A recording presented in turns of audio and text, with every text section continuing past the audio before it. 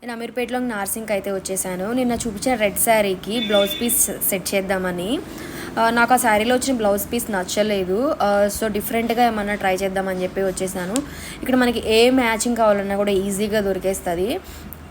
So నేనైతే నార్సింగ్కి వచ్చేసాను. క్లాత్లు అయితే చాలా బాగున్నాయి అనిపించింది. బట్ నా శారీకి మ్యాచ్ అయ్యే పీస్ సరిగ్గా సెట్ అవ్వలేదు. ఫస్ట్ ఇలా చూశాను, డిఫరెంట్గా ట్రై చేద్దామని చెప్పేసి దాని మీద వర్క్ డిజైన్ చేద్దాం అన్నట్టుగా.